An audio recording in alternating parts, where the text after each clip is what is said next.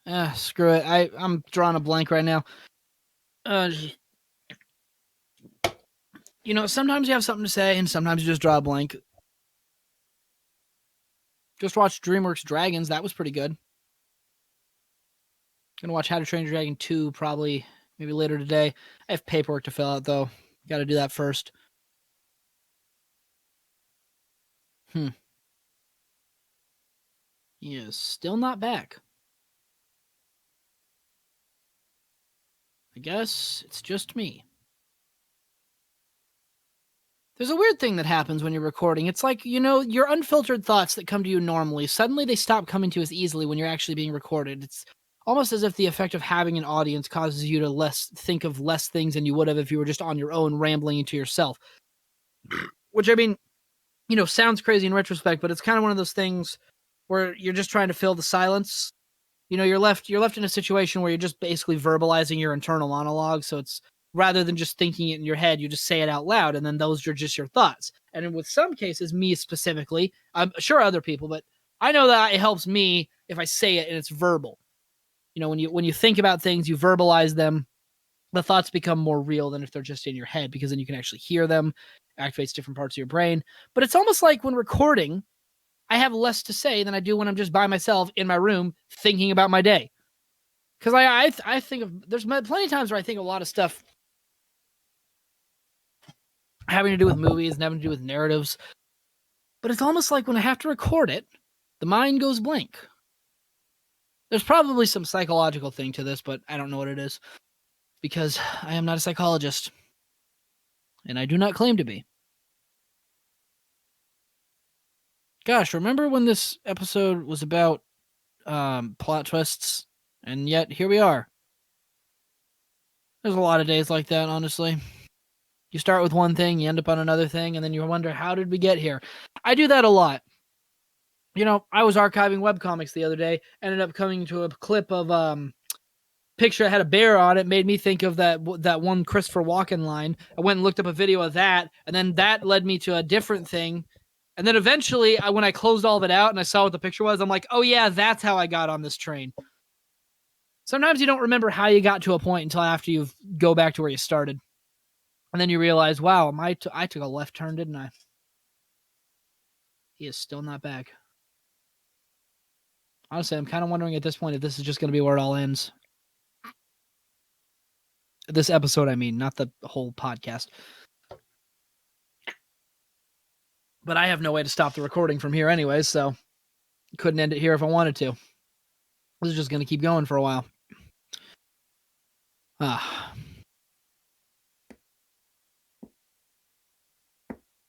you hear that? Might be able to hear that.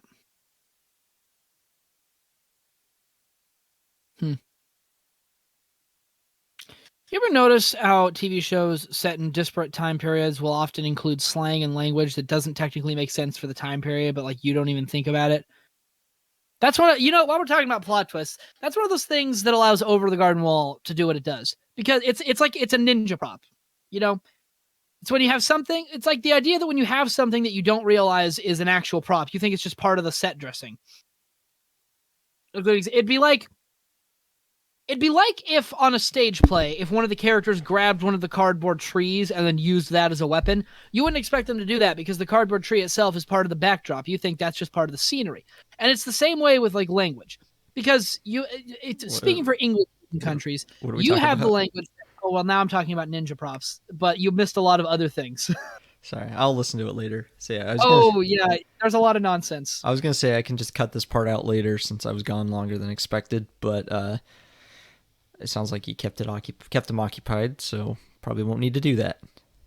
You ever notice that when have you noticed that your mind goes blank more often when you're recording than when you're just by yourself? Yeah, because when I'm by myself, I'm just thinking. I'm not necessarily trying to think of something to say. A lot of the random thoughts I have aren't necessarily things I would say to somebody. I see that when I'm by myself, I just give flat out dissertations to no one in particular. Oh, well, you should just start recording those or transcribing them so you can bring them up. I can't record them because if I had the foresight to do that. Oh, yeah, that's a good point. Yeah, one second. Sorry, I'll I'm be just right back verbalizing again. my internal monologue. Are you serious?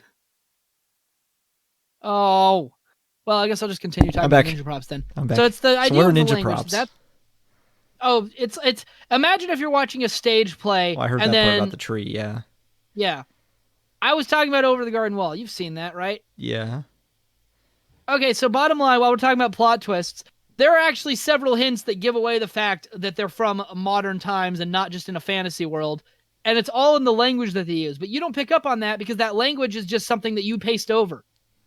Yeah, that's a good point. When he mentions that he's in high school, or mentions in or as early as the second episode that he's looking for a phone, that hints that he's from a modern day, but you're just used to that, so you don't even pick up on that was something to notice. But then it becomes a clue to the fact that they're actually from, well, I guess the 80s, not modern day, but the 80s, more modern than you are led to believe by their initial setup.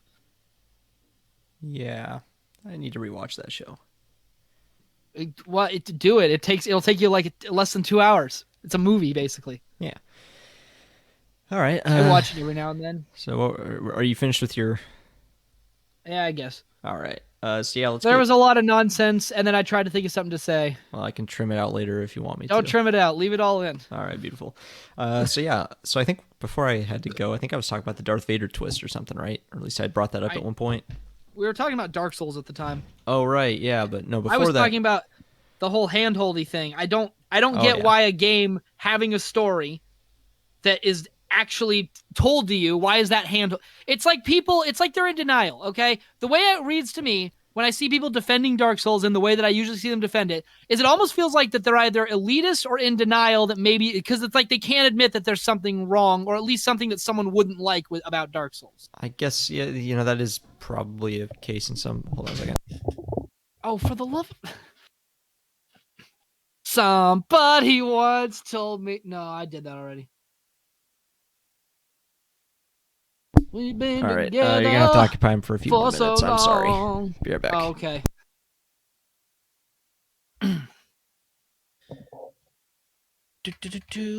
Give me a second. Gotta look it up. Pow. Okay, so the concept of villain decay. All right, it's actually, when done properly, it's a storytelling technique that I actually happen to quite like. Some of my favorite, I like when I'm talking about like a long, like serialized narrative. One of the things I really enjoy, I like stories where the villain just gradually starts to lose it over the course of the story. Like their defeats start piling up. The heroes start learning how to deal with them. They start being less and less effective. Because it's like, I like seeing that character development. When you have an unstoppable villain who's just in that position for the entire show, it starts to get to the point where you wonder, are the heroes getting any better? And why does the villain...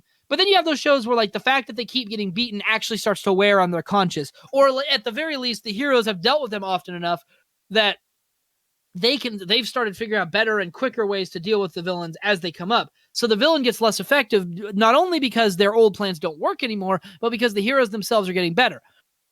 And I don't know, I think I prefer it. 80s shows especially. It's common in a lot of animated shows, especially ones for younger children.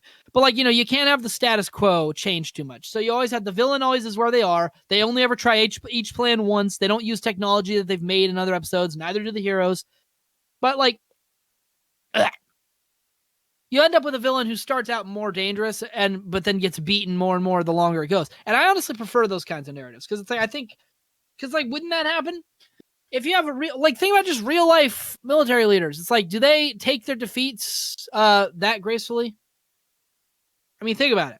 If you keep getting beaten over and over again, especially if you're getting beaten by the same couple of people, you'd think that would start wearing on you after a while. So, what is this clip? Okay, and that's gone now. You guys can't see it, but I don't know what it was either. So, a woman in the clouds with a big face, and there's like the storm thing. I don't know what I was looking at. But, oh, hey, you're back? Yeah. Sorry, my wife needed help with more stuff. She's doing like a 24-hour paddle thing today for like fundraiser. Huh? Oh. Yeah, well, it's like... Wait, how can you help her then? Isn't she paddling? Well, she was at the house. She was like... So she had to work like night shift last night, so she like went and paddled this morning and then came back and slept for like 8 hours, and then she's now she's going back down to paddle some more, but she needed some help getting her stuff together before she went down, which I didn't realize she would need help with. Women, am I right? Yeah, it was a joke. Yeah. But yeah, anyways, so yeah, sorry. I was just thinking about how smoothly this episode was going, and then had to disappear Remember 3 times in a row. talking about plot twists? Yeah, let's get back to that. So yeah, the Darth Vader twist. So we were talking about how like even though that was just made up at the time, it's like it's funny. It's like I still like that twist, but it kind of flies in the face of everything we said about what makes a good twist. Because oh yeah, that's right. I forgot. I don't think that Darth Vader. I remember now. Yeah. I don't think the story of the original trilogy is actually all that good, especially if you look at it objectively. Well, yeah, that's what I mean. It's like they deliberately lie to you in episode 4 about what happened to Luke's father. Obi-Wan tells him that. But what he told him was true from a certain point of view, which is totally just them covering their ass because they realize that they lied to you about it. But I mean, it still worked. I mean, it still told it works in retrospect. It told a satisfying story overall, and it totally worked. But it was like still technically not a well-handled twist if we're following our own litmus test. But I still like it. But apparently Vader actually is like Dutch or German for father or something. People say that. I don't think it was intentional. Well, it wasn't intentional. People always bring that up. Since he just made it up. Well, I mean, when he originally envisioned the character of Darth Vader he was literally just a guy, first name Darth, last name Vader, and he was just a guy. Yeah. Hence, you can't win, Darth. Yeah. But yeah, so I hate when people say that. Like, there was some movie I saw that was just, it was Pitch Perfect. I've only seen part of that movie. It's I don't know. I think it's an okay movie. Pointing out. Yeah, that was one. Oh, sorry. That was one part of that movie that really annoyed me. She was like talking about how stupid Star Wars is to her. Like it was supposed to be like one of those like meet cute kind of moments between her and like the love interest character for the movie. And he was talking about Star Wars, and she was saying like how dumb like the whole Darth Vader twist is. It's like Vader is literally German for father. I don't think it was German. I can't remember what language it was. Some other language. Yeah, it's like it's literally that language for father. It's like it's so obvious. It's like shut up. That's not the case. Like first of all, how many people actually know that watch that? Like, well, I mean these days everyone does. Because it's like, well, yeah. You know how it's like when people are like, hey guys, fun fact, tomatoes are actually a fruit. It's like, it's just one of those things that everyone knows now. Yeah. Yes, unfortunately, it's like, hey guys, fun fact, The Graduate, they left the camera running. That was unintentional. It's like, we know. Well, actually, I didn't know that one, but I've also never seen The Graduate. Neither have I. I just know everything about it for some reason. So that like part at the end when they suddenly stopped smiling wasn't actually in the script? No, they left the camera running and the actors were getting uncomfortable because they're like, what are we supposed to do now? But then that just changed the entire meaning of the movie. Yeah, and it played into its favor from what I've seen. Well, yeah, because now it's a... can we talk about the tendency... Yeah, why just... This whole idea that for something to be true art, it has to be in... Like, it's just that art is just inherently sad, and if it's not sad, then it's not worth looking at. It's like, why is that... What, are we just that sad of people that that's our viewpoint? I don't agree with that at all. Well, you might not agree with it, but it's a tendency that is more than mainstream. You might notice when people talk about stuff, they're like, the original vision was way sadder, but they changed it to a happier ending. And it's like, why do you... Or like when people complain that not enough people die, and it's like, why in your mind do things have to be sadder for them to be good? Go look on YouTube. You can find plenty of people who are like, so here comes a Centaur World spoiler. Seriously, go watch that if you haven't already. Why are you still here?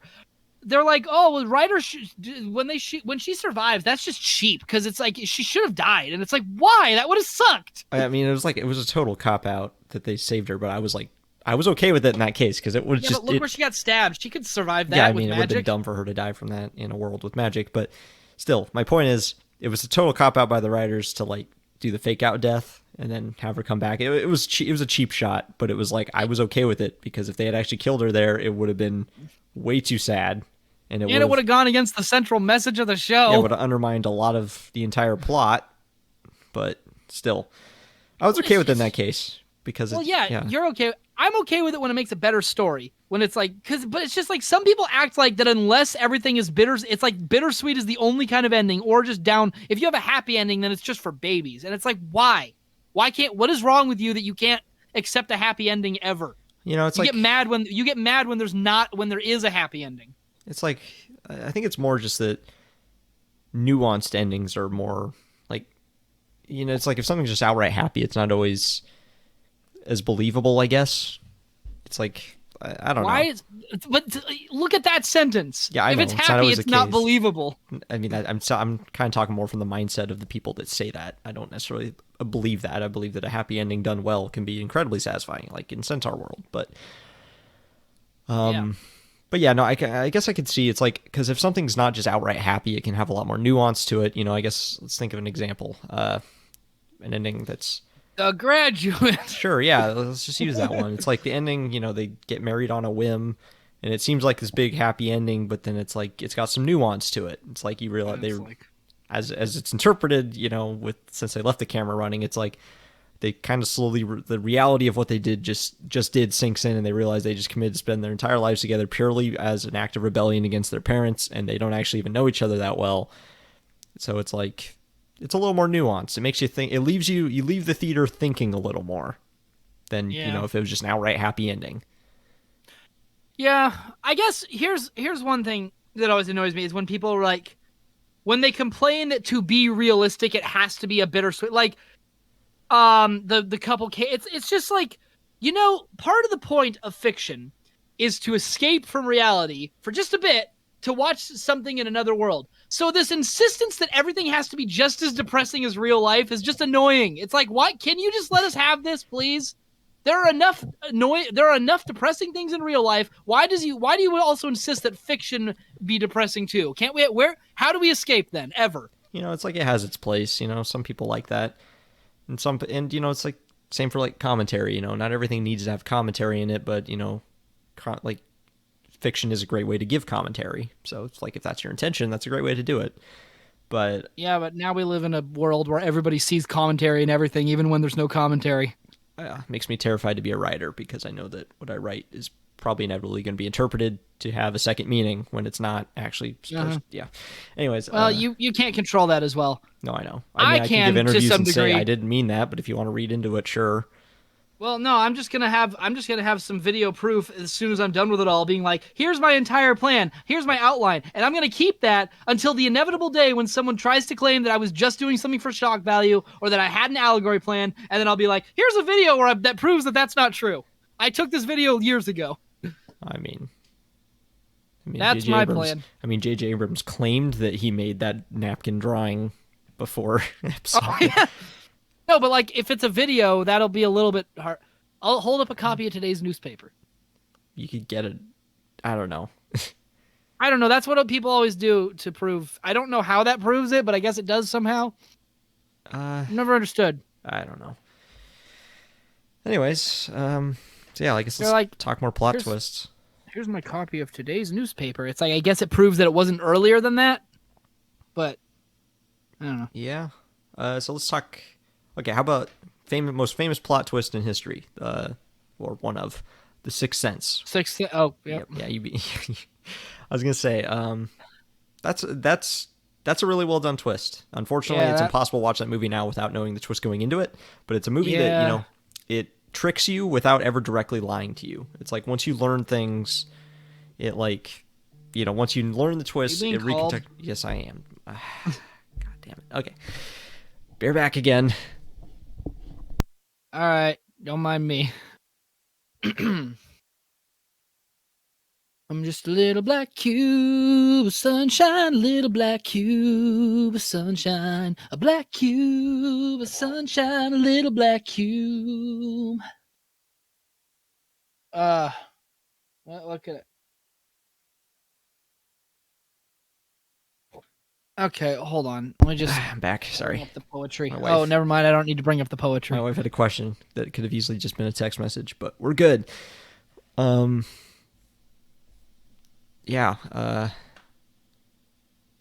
Let's see. What was I? Oh yeah, Sixth Sense. Sixth Sense. Yeah. Yeah. No, you can't. I don't know when I learned that twist. I just know that everyone always references it. So whether I knew it or not, I knew the twist. Yeah. Office references it. Yeah. Let's say. I see dead people. What I will say, he was dead the whole time. the part of the movie that doesn't make sense to me though is the title. You know what I mean? The Sixth Sense. Like, why? How is? Because the sixth sense, you have 5 main senses. The sixth sense is the ghost seeing. Yeah, exactly. It's like, isn't that just kind of an extension of like he can see, like, you know, he can see and hear ghosts and such. So it's like, isn't that just more of an extension of his other senses that allows him to perceive ghosts as well? It's not really like an entirely separate sense, you know? Right? I mean, title makes sense to me. I mean, I guess it does, but also, there's way more than 5 senses. So, yeah, I was also gonna say that too. Is like humans already have more than 5 senses, so you know, it's always up for debate how many we actually have. But yeah, we have like sense of balance and sense of proprioception. We have like sense of time, sense of gravity, which I guess is balance.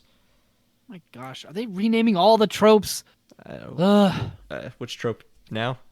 Oh, just there are a lot of tropes that are under discussion in the trope repair shop. And like sometimes it annoys me because it's like you're telling me that like one guy has a problem with it, now we have to change the whole website because that's usually how it starts. Bottom line, I know nothing about the trope repair shop.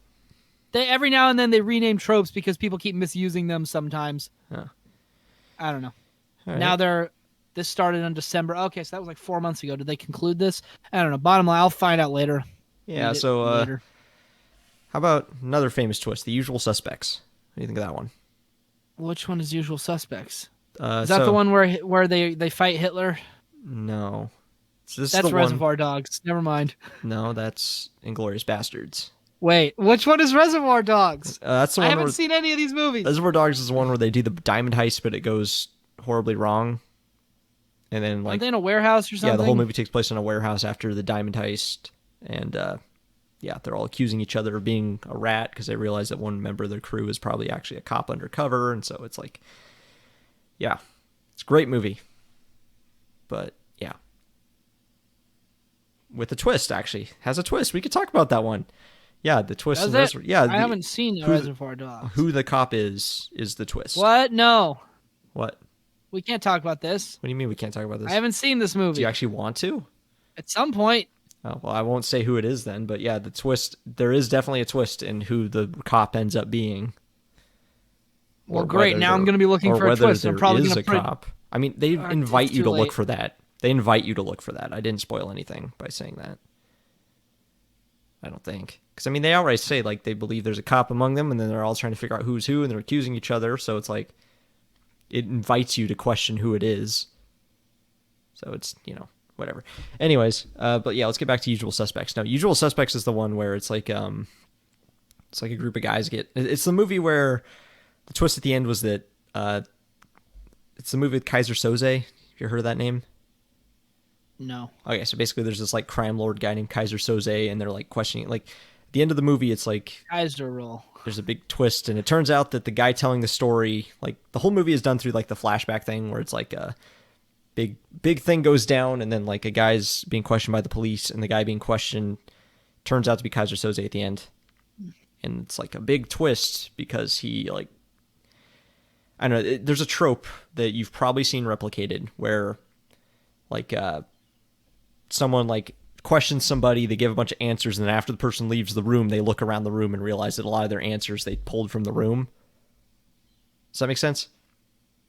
I guess yes. So yeah, I guess I know I can't think of any examples off the top of my head, but I know that trope's been done in other places as a parody to The Usual Suspects. But in The Usual Suspects, it's like he talks about how he has his lawyer, Mr. Kobayashi, and something else like that, and then like the interrogator realizes that the brand on his coffee mug is Kobayashi, and so it's like basically, I don't know. This is really hard one to talk about with you having not seen it, because my whole point I wanted to make is that it's basically what they do is they take what's a pretty standard movie. It's not bad, but it's pretty standard, par for the course. But then it elevates it by adding that big twist at the end. It makes the movie a lot more memorable, makes people like it a lot more. But really, like, the twist isn't that great in that there's physically no way you could have like predicted it, because it's kind of that case where they lie to you the whole time. So it's basically like you find out at the end that the whole movie you've been seeing is just like the lie, like he's been lying to you about it. So it's like it makes okay, yeah. So it's like when you have a novel, and they can, because it's one of those literature things. Books can get away with it a lot more because you only see what they tell you. So then they can reveal that there was something hidden in plain sight, but you couldn't see it because it's words. Yeah, sure. But like the film version, I get what you're saying. I don't know. It's still a fun movie. I mean, I'd still recommend it. It's a good movie, It may but Yeah, no, but I get what you're saying. yeah, I have mixed feelings about that twist. Hmm. All right, you got anything else to talk about? I mean, I'm trying to think of just twists. Oh, what did I do? I'm just trying to think of twists off the top of my head. Well, we're over the hour mark for part 2, so if you want to wrap it up, I think we're at a place where Oh, we can. yeah, that's probably a fair point. Yes, the only other one I had on my list to But talk about was BioShock, but I mean, I don't really know that there's no, much else to say about that one. Well, Or BioShock or just the BioShock series in general. That whole series well, has twists, but no, the second one doesn't. That's why it's not as good. yeah, gameplay wise, it's really good. Gameplay is super fun, but the plot I found was lacking. It was too straightforward for my liking. Yeah, I still enjoyed it. Which, I mean, I guess it's just because of after playing BioShock 1, you're expecting a similar complex plot, and you just get a much more simple plot, which I guess isn't a problem. I guess that's more on me. Yes, I just don't like it as much. Are you saying that you don't like BioShock 2 because it holds your hand a lot more through the plot? No, I'm saying it because the plot doesn't have as much to it. Yeah, I know. I'm joking. Oh. And then BioShock Infinite, really good twist. Yeah. But yeah, there's really not a lot to say about those, honestly. I have mixed feelings about video games, BioShock 1 included, because it's really good, but I sometimes don't like the video games where they try to make a point that, like, you are an awful person because you did all these things. You didn't have to, and it's like, it's a video game. If I choose not to, the game just doesn't happen. Yeah, I mean, the game what do you want me to do? Yeah, the game that took that to the extreme was Spec Ops: The Line. Have you ever heard of that game? Is it Call of Duty? No, it's really not. It's a third-person shooter. But it's like Call of Duty? Because I feel like I know what this is, but I don't at all. Gameplay-wise, it's really not like Call of Duty. The only similarity to Call of Duty is just that you play as a soldier and you shoot guns. But okay. Anyways, it's a third-person cover-based shooter, so it doesn't play anything like Call of Duty. It's a pretty fun game, but yeah, like that's kind of what the whole plot is. It's kind of a commentary on like what you do in a video game, because it's like it all kind of comes to a head at the very like end. So I guess big spoiler for that game. There's a scene where you have to use something called the whole plot is you're sent into like Dubai after an enormous sandstorm, and I think you're going after like some like general that went rogue and has been using like a chemical weapon called white phosphorus, and so you're supposed to like basically bring him in for war crimes, I think is why you're sent there. But yeah, basically you get to this point in the game where you're being completely overwhelmed by bad guys and you're forced to use the white phosphorus yourself. So you like shoot, it has you take control, and you like shoot mortars of like white phosphorus smoke into the crowds of enemies to kill them before they get in and get you. And then after the fact, you come out and realize that you killed a bunch of civilians in the process. So it's like this big shocking moment, and it's like you did that, but I guess if it'd be one thing if that just happened and that was the plot, but then when they try to make a point where it's like you chose to do, it's like no, I didn't. Yeah, so I don't think the game actually does give you the choice. I think you kind of, and that's part of the commentary. There's other people that could talk way better about this. I never actually finished the game, so a lot of what I know about like that scene is from like, hearing other people talk about it. But yeah, then the big twist at the end of the game is that the general was dead the whole time, and that you were actually like hallucinating. You're basically doing everything because you wanted to. Essentially, your character was like hallucinating, and like you didn't actually have to do any of the stuff that you had to do. It's like, I don't know. It just, the problem with games is that you are there. So it's like, unlike a plot, it's like a movie or a book or anything else where you're just passively watching it unfold. When you're there in the game, and then the game tries to be like, you're a bad person, and then points at the screen, it's like, the game doesn't happen if I choose not to, so I didn't have an actual choice here. Yeah, and I think that's like the point that Spec Ops was trying to make, was like these horrible things happened. You like didn't have you did them. Like it's basically, I think that is kind of the point that it gets to. It's like the point it gets to basically is that your choice was to play the game or not. So it's like, yeah, but that's a stupid point to make. I mean, it is still a game. It's just kind of a fun thought experiment. I don't think they're actually trying to like criticize you for choosing to play their game. I think they're just kind of making more commentary on video game violence as a whole. It's like, I don't know. Okay. I'm more just reciting what someone else, I don't even remember who it was that made this point, But yeah. I don't know. That was the point I had. Yeah. But yeah, cool game. Anyways. Spec Ops Line, fun game. So maybe play it just for that. Yeah. Any other twists? Well, I mean, sure, but do we need to talk about them now? Yeah, we probably should wrap up. Probably. Yeah. We've gotten. All right. Cue the outro. Cue the outro. Wait. Make sure it's not too loud this time. Oh well, it's just muted. So let me. Oh wait. Let me fix that. Wait. It's still muted. So it's not even playing right now. Not yet. Oh. Okay. Now it's playing. Okay. Wait, cool. Now it's playing. All right. Give the spiel. Yeah. Thanks for listening. Send us fan mail. realplaceholderpodcast@gmail.com. It's in the description. realplaceholderpodcastofficial. Oh, right, at gmail.com. Realplaceholder. Just look in the description. Send us fan mail. There. Tell us to get real jobs. Yeah. And on that note... No, hold on. That's my thing. You don't get to say that. When I say on that note, and then you say the thing. It's a...